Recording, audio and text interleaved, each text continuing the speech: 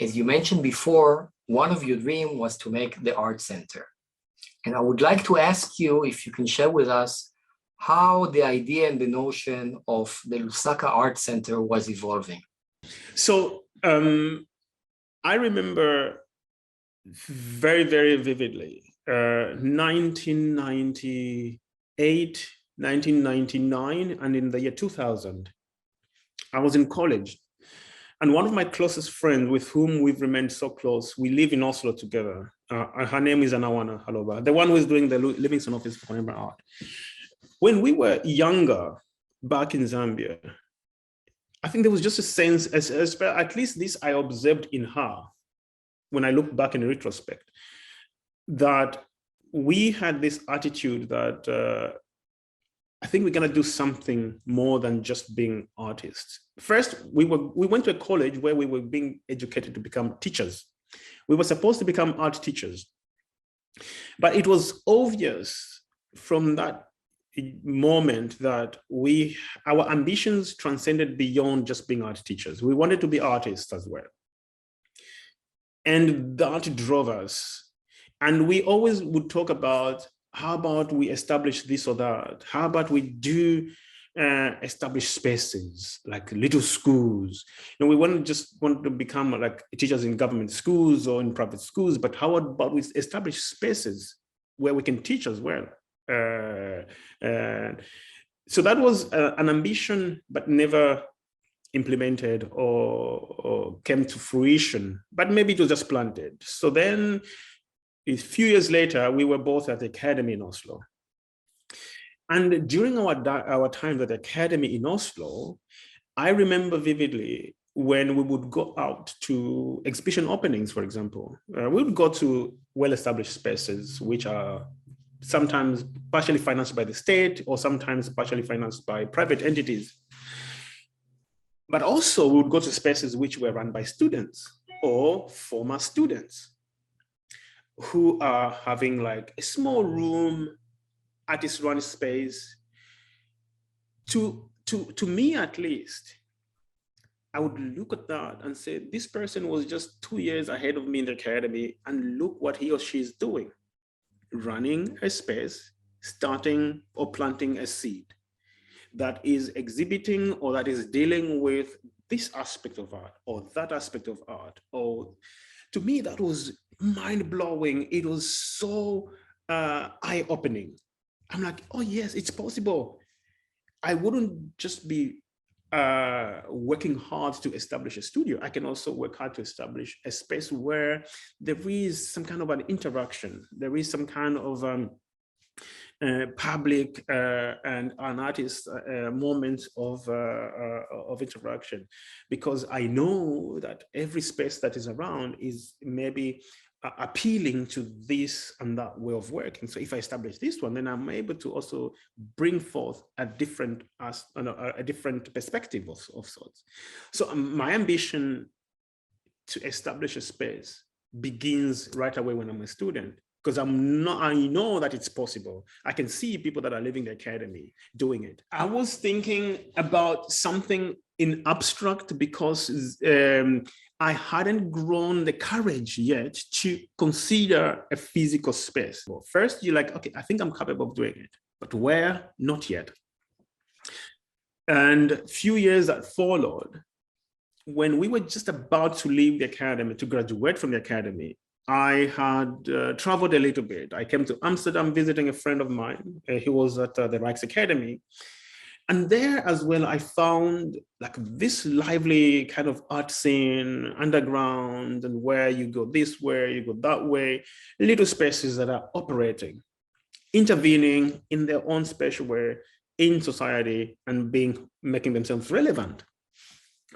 So I came back to Oslo, and towards the very few months of graduating the first degree in 2005, I did actually consider the idea of, if I establish my studio in Oslo, then I might as well do the same as other artists that I've seen establishing little art spaces. And maybe I can make that studio be kind of partly studio, partly a space of interacting with society.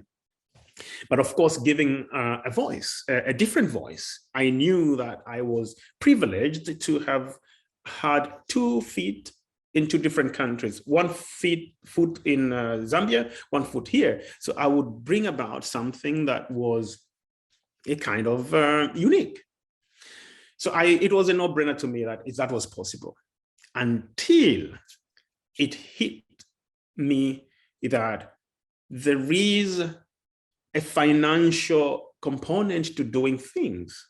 You don't just do things. Even having a studio, it costs money. So when one realizes that there are other relevant components to achieving something, you begin now to withdraw and reassess your ideas. But also, when you're going to establish a space, where does it matter the most? Of course, it's a good idea to establish a space in Oslo, but I think my country, Zambia, needs it the most. Why? Because I can see that Oslo is saturated with spaces and they're thriving. So why should I just throw in another space? What if this was to be done in Lusaka? I know that Lusaka, a city of 2-point-something million people, also a city of 700,000 people, I think Lusaka, which has fewer spaces, might need it the most or might benefit off it the most. And that's how the Lusaka space was born, out of necessity, out of considerations. So it is around, I think, 2008, a year after I just left, I did finish my master's, and the year after I left the academy, that this serious consideration that a space must be not here, but in Zambia, began to manifest. And I think I remember approaching my friend Anawana. I said, listen, have you thought about this? She's like, yeah, of course I've been thinking about such. And it was around that time that we both began to commit to this idea that in one shape or form, we must be more active in intervening in the Zambian art space. For the simple reason that we saw the need and we saw the fertile ground. We saw the population and we realized there is only one way this will go, and that's positive-wise, upwards, given the right resources and the right attitudes. We can achieve it back home. The Lusaka Contemporary Art Center is going to use art as a tool that is going to feed the world the uniqueness of this geographical space, to drive an agenda of the world perspective from the Zambian eye. We want to turn the tables and begin to create material that from the inside and feeds the world. That way, we kind of create an equilibrium of sorts. Zambians telling the world of themselves by themselves. That's what we want to use the center for that purpose, where perspectives are not always from the outside, but from within there to the outside, and feed the world. Lusaka is the capital of Zambia. Can you please explain us the urban situation of the city? You will find all the modern amenities in Lusaka, depending where you go. And then you will find places that may not really necessarily belong in a Western modern city, like a ghetto in just like 5 minutes from the CBD, for example, Central Business District. And people just live their lives. The kind of differences are so very obvious, and the stark differences are so obvious in Lusaka when you cross it from east to west, south to northwest. If you took a drone and flew over Lusaka, you will see how different it looks, from high-end living to extreme poverty, and to extreme space, to no space at all, to extremely clean, to lots of good amenities, to no amenities at all, to extremely beautiful roads, to like no roads whatsoever, but people are just free flowing and free existing. It's a very multifaceted space. And I think that's one of what we have to be able to come to terms with and highlight, the multifacetedness and the ability to exist in this geographical space that is so diverse, but still belong to one space called Lusaka. And I think those are some elements that are very, very important to be able to highlight in a space like our art space, because those are the realities. There is no single reality that is Lusaka. The Lusaka Art Center will be open next year on the 6th of January, 2023. Can you tell us how the center is going to operate and what's the program of it? So the Lusaka Contemporary Art Center is in three parts that formulates the one institution. Each one of these three parts will be multi-purpose. The Lusaka Contemporary Art Center has what we are calling the research library. The research library is meant to house books and digital material that advances the center's agenda. That is very, very decolonial agenda, a very Zambia or Afrocentric agenda. So we are going to be very, very careful on how we curate the material. This is deliberate because there are very, very few and far between of such spaces that advances that are agenda from that part of the world. But also, we intended to use the library as the space to house all transcribed material of the activities of the center. And this is connecting now to the residency, for example. The residencies will also be highly curated. We'll be inviting artists, cultural workers, and curators, and people working within the industry from all over the world, whose contribution to our collective material will matter the most in advancing, again, our agenda and advancing the Zambian position in the global art discourse. I have this very strong desire to also educate the international community about Zambia, because I see a lot of lack of knowledge. And it's very frustrating when you travel around and then you see this lack of understanding, lack of knowledge. Sometimes it is very frustrating that you cannot even interact because you just have this person who has so much ingrained prejudices. And the whole idea of trying to invite these artists is not that they become like teachers, but also learners. So this is how the residency is going to operate. The residency will operate every time there will be two artists in residency at all times. And one artist will be from outside and one artist will be from Zambia all the time. So when we have these residents, there will be also the instigators, for example, of programming around them will be done in such a way that they become center, but also interactive with the Lusaka or the Zambian or the regional art communities, because we'll be inviting participants, for example. We have residencies, but also there will be people coming in to participate in workshops and discourse moments in the library.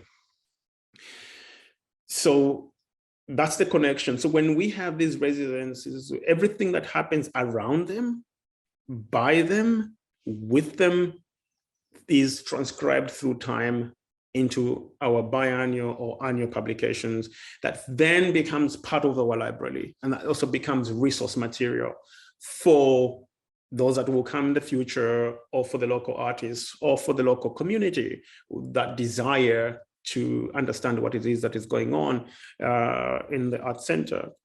And then we have the gallery. The gallery also is multi-purpose. Besides being an exhibition space, we want to use our gallery as a project room, for example, for the artists that are in residency, but also with community or other cultural players that are participating in some program that has been spearheaded by the resident, for example, or spearheaded by our management of the center. So these three arms, at least when I originally designed or thought about what mattered the most, or what was of need to the Zambian art community, or how I was going to intervene, I thought these three arms would be very effective. And it was out of that consideration that the three arms became kind of became what it is. Is there any plan or discussion about communication or collaboration between the upcoming center and other art spaces, locally or internationally? One of the most ambitious plans we have is to build a network of especially African-based art spaces, because I think there is a lot of learning to be done among each other, and there's a lot of cultural and environmental obvious connections that it would be easier pick up from what they have done. So we've been not formally, but informally been reaching out to, for example, there is a foundation in Uganda, it's called 32 Degrees East. They're also creating a new space. We've been having interactions, of course, in Zambia itself, ourselves, the Lusaka Art Center, and my colleague's space in Livingstone, the Livingstone Office for Contemporary Art. But we've also been reaching out down south. There is a national gallery in Zimbabwe, in Harare. We've been having informal outreach to people that are around or operate within that space, but also private galleries. First floor gallery, it's in Harare. Actually, we reach out to all these institutions because they are interesting and that we feel we can learn something from them, and that in future we can have collaborations that will be mutually beneficial. But we reached down South Africa. There is a very interesting South African curator who has been actually a very important and present figure in our own development. Her name is Gabi Global. She's a South African curator. She recently curated, I think, the Berlin Biennial. Gabi has been very present from the word go in all these little projects we're doing in Zambia. We are doing this deliberate outreach, reaching out, because we know we are young and we are novices, and that these other people have been present and have had greater interactions. We have deliberately reached out to even well-established individuals. For example, Mr. El Natsui is a Ghanaian, worked in Nigeria for many, many years, very, very big contemporary artist on the continent of Africa. They are also our inspirations, so to speak.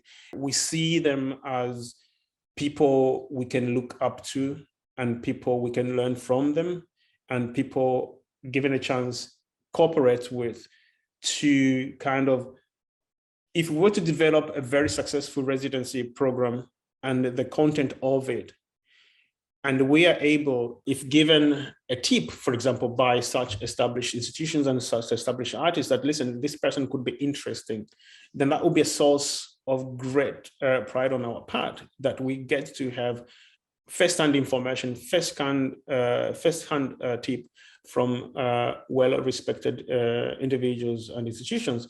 We're also reaching out, for example, to the Museum of African Art in Washington, D.C., where one of their curators is actually sitting on our board.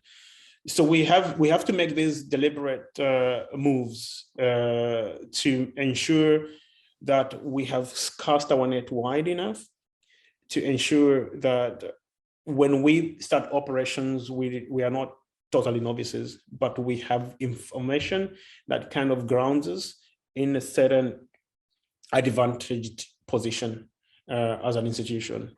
Except of Lusaka Art Center, you're also the co-founder of Livingstone Office for Contemporary Art Center.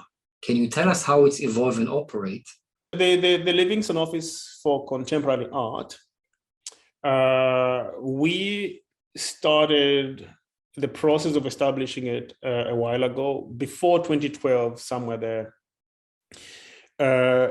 It was a bunch of us, myself, my friend Anawana, and my friend Milumbe, and Gabi was also part and parcel of this, South African curator. So so you can see that she's been very present in the background and trying to help and chaperone us. So we wanted to establish a space in Livingstone, but our ambition at that time was quite, on my side, I feel a little naive. The idea that we can approach government entities, for example, and convince government entities that, oh, okay, guys, here's a great idea we have. We want you guys to come on board, right? So we had approached a municipality, Livingstone. The director there was very happy. She was like, oh, welcome in my office. Yeah, my director of finances, director legal, director this. Let's discuss this idea. Good idea. Government changes. She moves out. We're no longer a priority. I told my colleague, I'm like, okay, listen, we have to go private. If we're going to be successful in anything, we are going to establish spaces in our private space. And that's how the Livingstone Office for Contemporary Art Center started operating on a private space that my friend Anawana owns in Livingstone. The mainstay of the Livingstone Office for Contemporary Art Center is it's called the Mini Lab. The Mini Lab is basically local and international young artists are gathered together in one physical geographical location, and they are exposed to knowledge. So, but of the same kind of calibers, right? So what my friend does, she organizes tutors, so to speak, for the lack of a better word, tutors from around the world, colleagues that are in the teaching profession, but also in other professions, establishing the cultural industry from around the world, that become tutors to these young artists that are coming from maybe Zimbabwe, Zambia, Namibia, maybe Tanzania. The recent one of the young artists actually came from Spain. She was interested in the project. She came to join it. So the idea is to have up and coming young artists or people that are young but are interested in establishing a niche in the art industry, curators, writers, name them. So LuCAC, the Livingstone Office Contemporary Art Center, also has a collaborative way of raising young curators, collects a group of young artists, some of whom actually will produce or will work towards producing a project. And then this young curator curates an exhibition, for example, in Livingstone, and have this exhibition, and that builds up the kind of the momentum and builds up the portfolio for the Livingstone Office Contemporary Art Center. But when they exhibit at what's called the National Gallery. And so basically LuCAC has been almost in many ways one of the significant contributors to the life of the National Gallery, because when they are done with the development, they will have the results exhibited at the National Gallery in Livingstone, the same town. So yeah, so it's become a very, very important component in the life of many young artists, but also in the life of the town, but also in expanding the reach of the Zambian relevance, artistic relevance to the world. In the blog of Sleeping of Tomorrow, there were some questions for you, and one of them was repeating a few times. Is there any interest to the African artists or the art scene to be engaged or being seen in the European or international scene, or it's more going inside and looking on itself? So Zambia is a very interesting space. Let me say Lusaka. Let me speak of Lusaka. Lusaka is a very interesting space that there's been this marriage of convenience between the people with capital, with money, mostly bankers, lawyers, and some rich foreigners or people of foreign origin, but Zambians who have the capital and maybe some kind of taste for art. And there is the producer, the artist, the maker.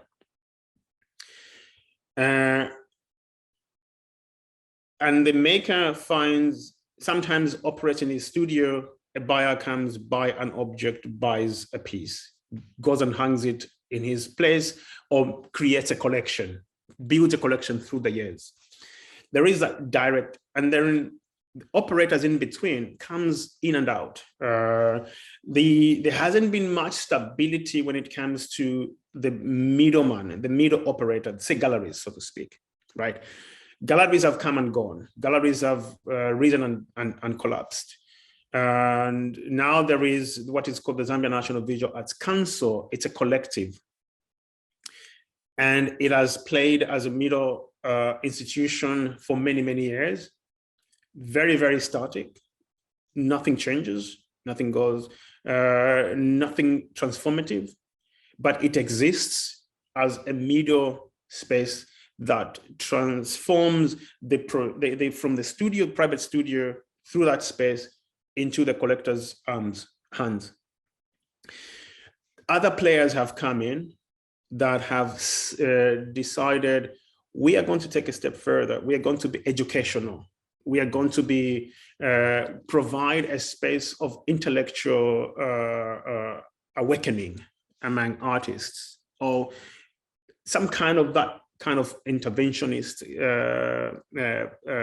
power play.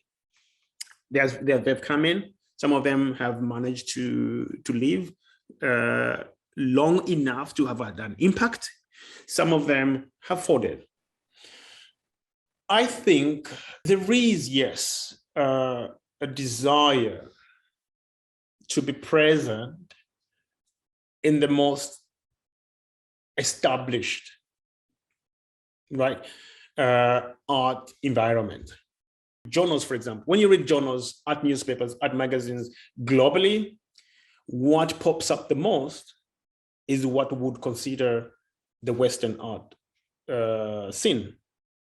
It has the biggest voice, it has the biggest presence, and capital circulates the most in that space, right?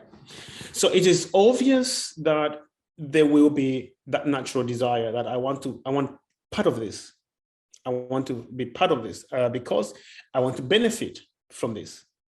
So that's an almost a universal desire because to establish a studio, to have a respectable art practice, it doesn't just end with your great ideas. It also matters when you are able to sell something to many people. It also matters when you're able to be considered, to be written about in the journals that you read. First, the underlying goal by most practicing artists today is to be able to make a buck out of what they make. So the desire is to self-service first. So that there is a very well-oiled local collectors kind of class. It exists, but also there is a very Western leaning collection class, and galleries are operating with both of them. The galleries that exist, 37D or the Urgency, Mwimbi Fine Art, the Zambia National Visual Arts Council, which is the Henry Tayali Art Center, one of the main art spaces, or Twice Art Gallery.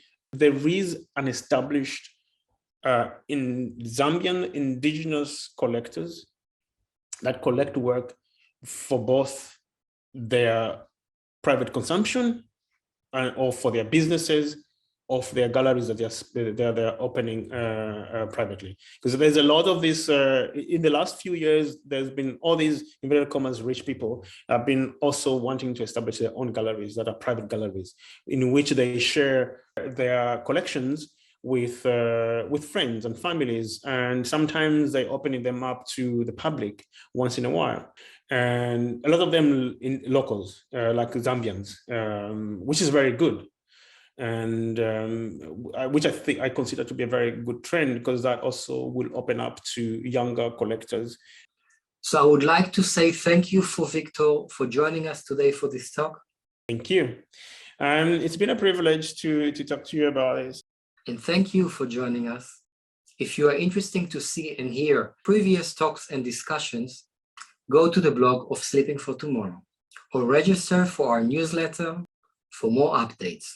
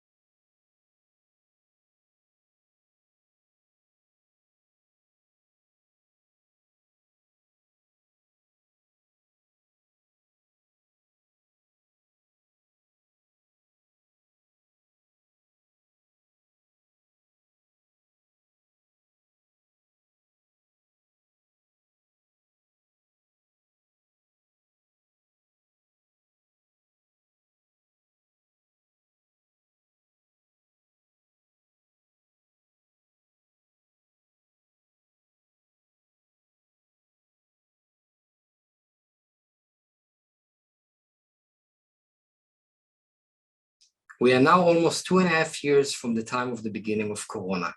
And I would like to ask you if you can share with us, how was this time for you and what was developing from this?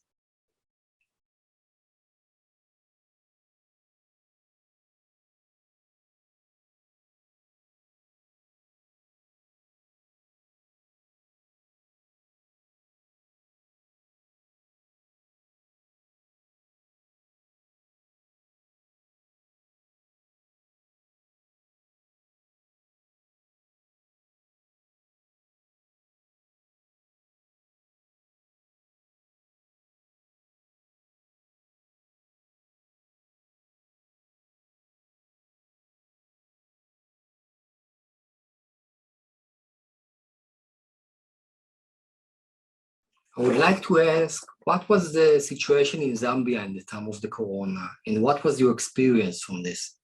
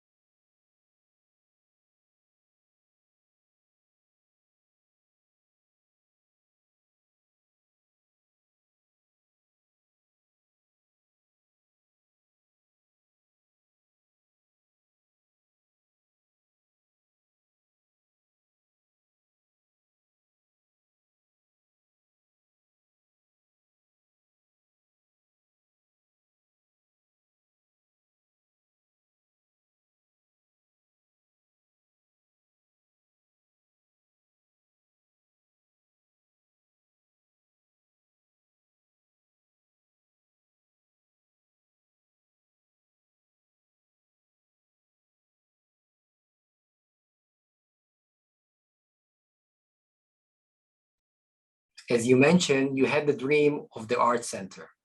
I would like to ask you if you can share with us, how is the idea of the art center was evolved?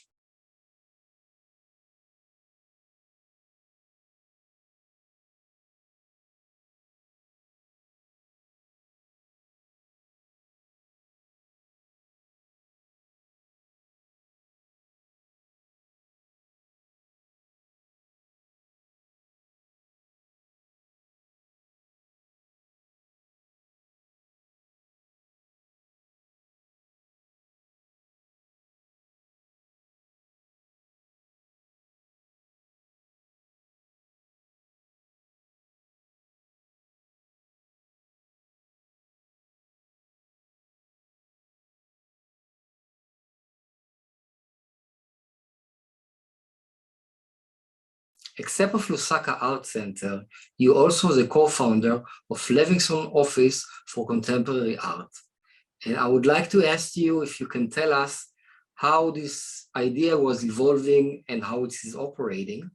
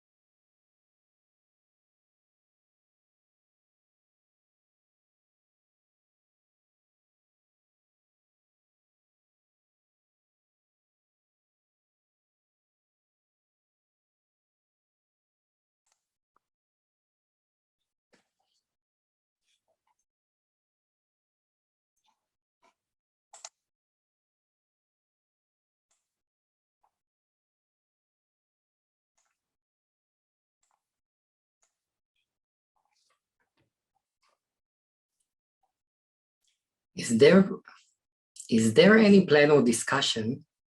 I wanted to ask if there's any plan or discussion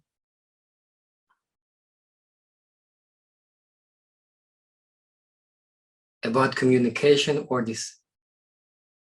about communication or collaboration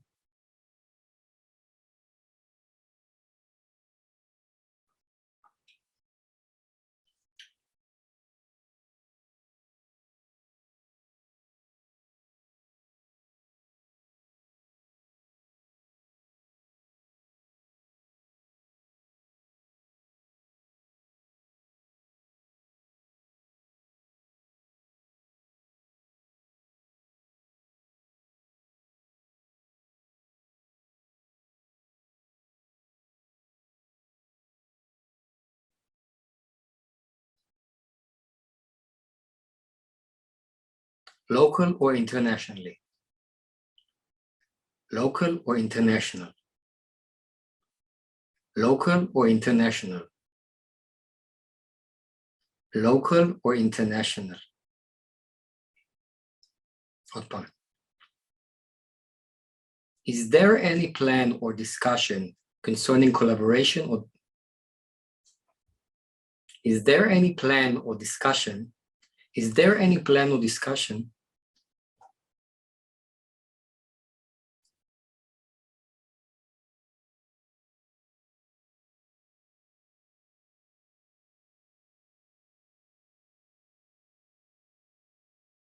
Is there any plan or discussion concerning collaboration or communication between the upcoming center and other art spaces?